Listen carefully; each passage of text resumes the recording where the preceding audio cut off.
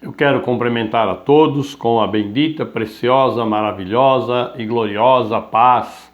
A paz do nosso Senhor, do nosso Salvador, o único e suficiente Salvador da nossa alma, o Senhor Jesus Cristo. Queridos, hoje nós vamos meditar sobre uma parábola que existe na Bíblia, no livro de Lucas, no capítulo de número 15. Primeira coisa, você sabe o que é uma parábola?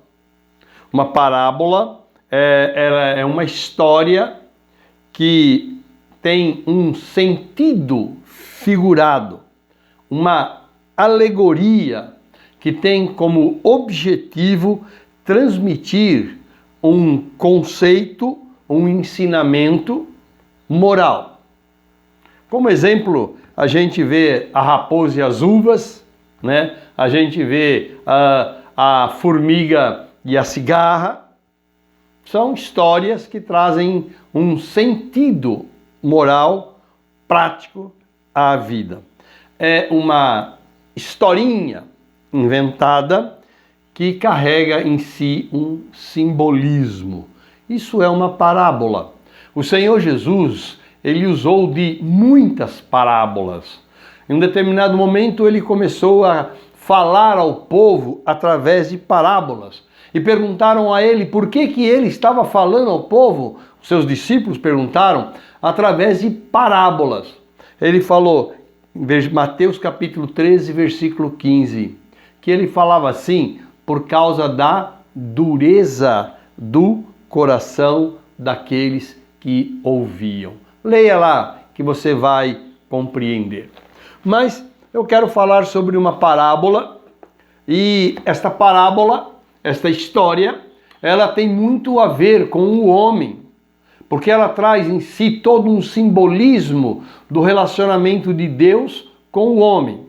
E nós precisamos mergulhar neste sentido para nós podermos compreender qual é o ensinamento do Senhor para conosco. Então, vamos lá. A parábola do filho pródigo. O pródigo é aquele que foi embora e voltou e retornou. Vamos ler capítulo 15 de Lucas e eu vou me detendo para dar a interpretação no sentido do espiritual. E disse o Senhor Jesus: um certo homem tinha 2 filhos, e o mais moço deles disse ao pai: Pai, dá-me a parte da fazenda que me pertence. E ele repartiu por eles a fazenda.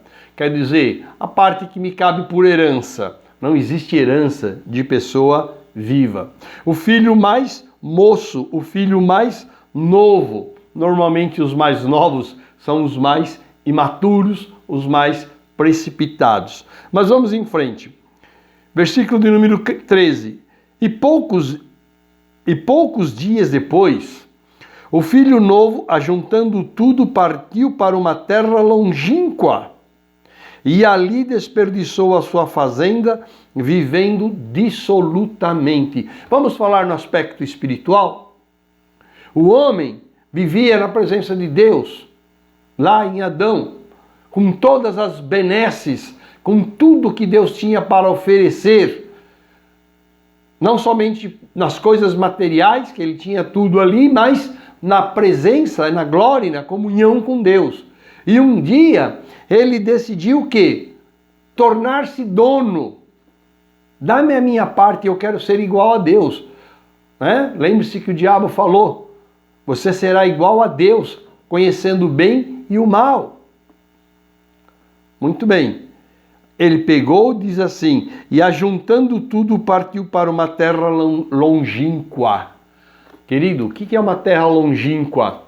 É uma terra longe? Só isso? Somente isso? Não. A terra longínqua, no sentido espiritual, é estar longe de Deus. Ele perdeu a condição que ele tinha junto a Deus, daquela comunhão, daquela convivência todos os dias que Deus, pela tarde, pela viração do dia, Deus ia ter com ele.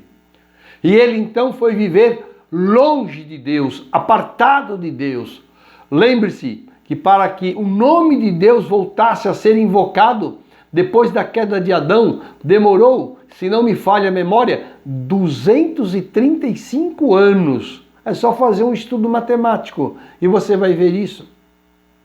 E ele foi para uma terra longínqua, longe de Deus, apartado de Deus.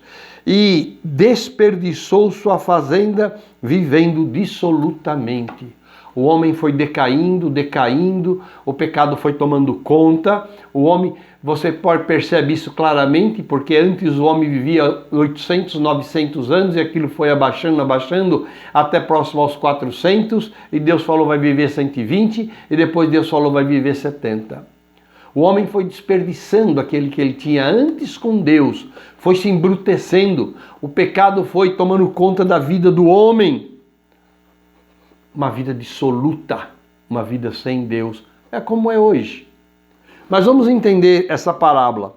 E havendo ele gastado tudo, houve naquela terra uma grande fome e começou a sofrer necessidades.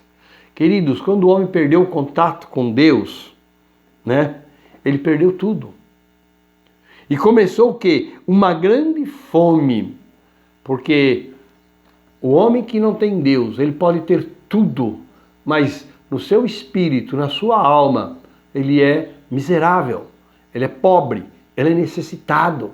O próprio rei Davi diz, Senhor, tem misericórdia de mim, porque eu sou pobre e necessitado, com todo o dinheiro que ele tinha, com toda a riqueza que ele tinha. Então, o homem, longe de Deus, começou a sofrer necessidade. O mundo vive em fome, o mundo tem fome de Deus, o mundo tem necessidade de Deus e o homem está afundando cada vez mais. Versículo 15, e achegou-se a um dos cidadãos daquela terra, o qual o mandou para os seus campos a apacentar porcos. Querido, na lei, quando fala dos alimentos, o porco é um animal contaminado, é um animal sujo. Isso hoje é provado que o porco ele é extremamente resistente a doenças, mas ele passa muitas doenças. Mas quando fala aqui, ele começou a apacentar os porcos, veja, antes ele tinha comunhão com Deus, hoje ele vive no meio dos porcos, dos erros, das coisas mais lamentáveis. E desejava encher o seu estômago com as bolotas que os porcos comiam, e ninguém lhe dava nada. Queridos, aonde o homem vai, aonde ele acaba alimentando não o seu corpo, aqui quando fala de bolotas, que os porcos comiam, se refere à alfarroba, que é o produto de uma árvore, um fruto que cai, que não tem validade nenhuma, por isso eles dão aos porcos. E termina dizendo, e ninguém lhe dava nada.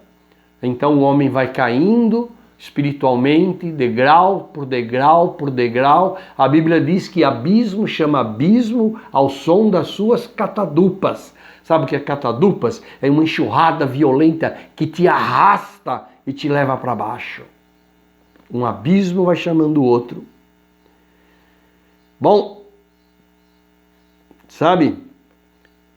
Ninguém lhe dava nada.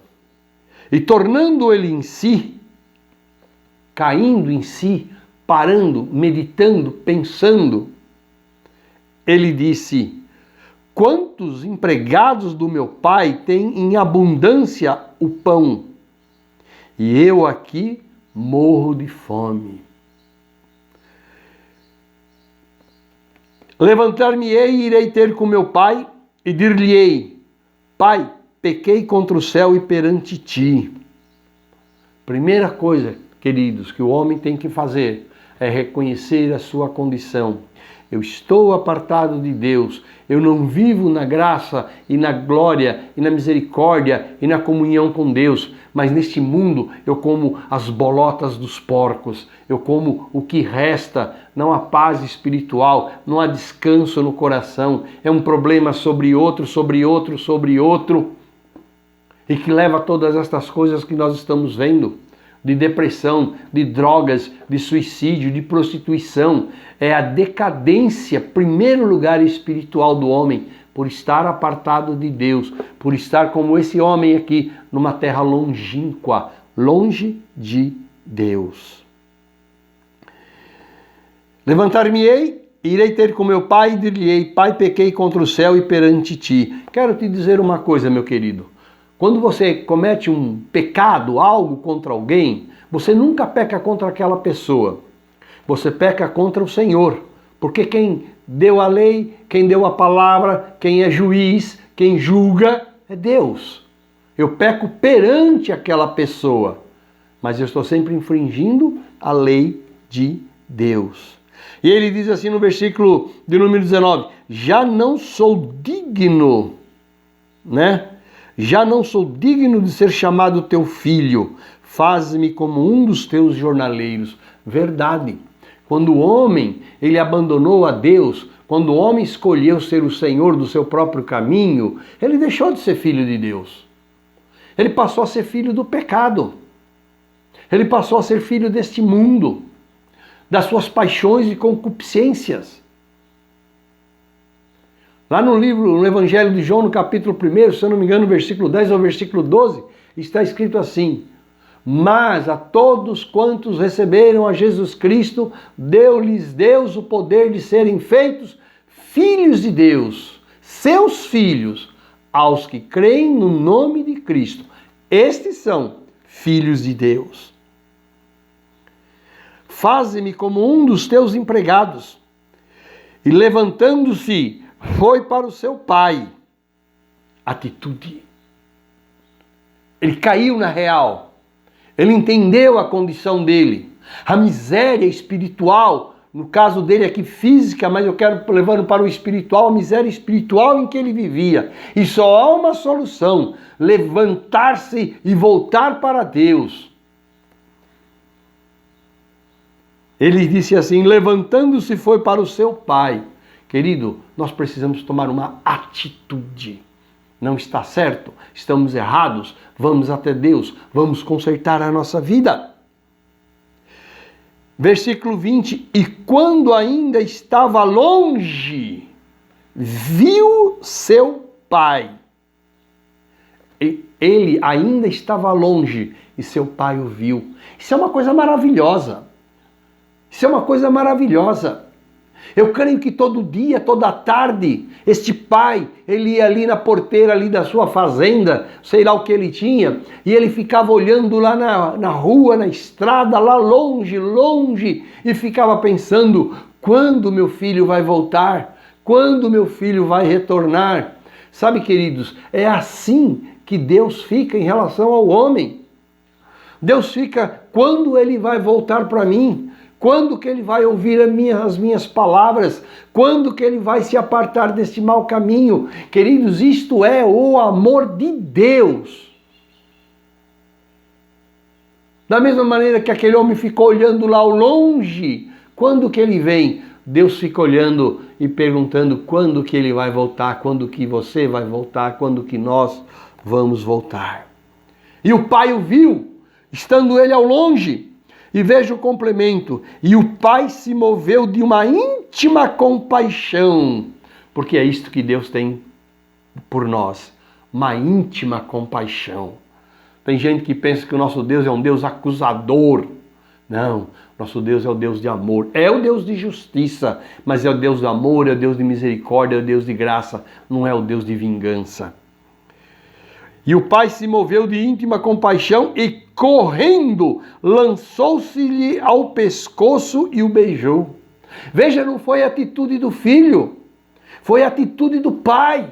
Quando ele viu o filho retornando, ele foi correndo de encontro a ele, movido de íntima compaixão, lançou-se ao seu pescoço, abraçou e beijou, porque ele amava e queria aquele filho de volta. Não podia obrigá-lo a voltar, como Deus não pode nos obrigar e não nos obriga a voltar para ele. Mas o maior prazer de Deus é como o prazer desse pai. Correu, abraçou o filho e o beijou. E o filho disse: Pai, pequei contra o céu e perante ti, já não sou digno de ser chamado teu filho. Veja a justiça dele, a justiça do homem, mão pesada. E ele era digno disso, ele era merecedor disso. Mas veja a misericórdia de Deus, veja o amor de Deus. O versículo de número 22 do capítulo 15 de Lucas diz assim: mas o pai, substitui aí o pai por Deus, viu? Porque Deus é pai, né? Lógico. Mas o pai disse aos seus servos: trazei-me depressa o melhor vestido e vestilho, e ponde-lhe um anel na mão e alparcas nos pés. Parece que isso não tem significado espiritual nenhum. Eu quero te dizer, tem todo o significado espiritual. Mas o pai disse aos seus servos: trazei depressa o melhor vestido. Queridos, nós estamos vestidos de roupas sujas, imundas do pecado. Por isso que está escrito: lavai os vossos vestidos, as vossas vestes, a vossa roupa, no sangue do Cordeiro. E se o seu pecado for escarlata, vermelho, como o carmesim, ele se tornará mais alvo, mais branco do que a neve. Aqui o pai mandou tirar o vestido da sujeira do pecado e colocar sobre ele o melhor vestido. Sabe qual é o melhor vestido? É o branco da santidade. A gente vê isso, quem já teve essa visão de Deus, sabe do que eu estou falando? O rei Davi, quando foi levar a arca para a cidade de Jerusalém, ele tirou as suas roupas, suas vestes reais e se vestiu com um éfode, uma vestimenta, uma túnica branca com linho que resplandecia. Então Deus, ele não está preocupado como nós estamos sujos, mas ele nos dá o vestido da santidade. E vestilho e ponde-lhe um anel. Anel é sinal de autoridade. Anel é sinal de autoridade. Porque o pai tinha o anel que simbolizava a sua família para selar. O filho, ele usava o anel para identificar de que família ele era. Anel significa aliança, porque a partir dali aquele filho tinha uma nova aliança com Deus. A aliança de filho. Veja bem, ponde-lhe um anel na mão e alparcas nos pés. Por quê? Porque ele vivia com seus pés na lama dos porcos. Mas o Senhor, a palavra diz assim: calçados os vossos pés no Evangelho. Calçados os vossos pés, quer dizer, aonde você for andar, os teus pés, o caminho que você pisar, você vai calçado no Evangelho, baseado naquilo que a palavra de Deus nos ensina. E no versículo de número 23, o pai disse assim: trazei o bezerro cevado e matai-o, e comamos e alegremo-nos. Queridos, a palavra diz que quando um pecador se arrepende, há festa nos céus. E o pai falou: trazei o bezerro cevado, matai-o, comamos e nos alegremos. A festa nos céus. Está escrito na Bíblia, quando um pecador se arrepende. Porque este meu filho estava morto e reviveu. Amém? Mortos em nossos delitos e pecados. Agora revivemos, somos feitos novas criaturas em Cristo Jesus. Quem está em Cristo, nova criatura é. Tinha-se perdido e foi achado. Tinha-se perdido.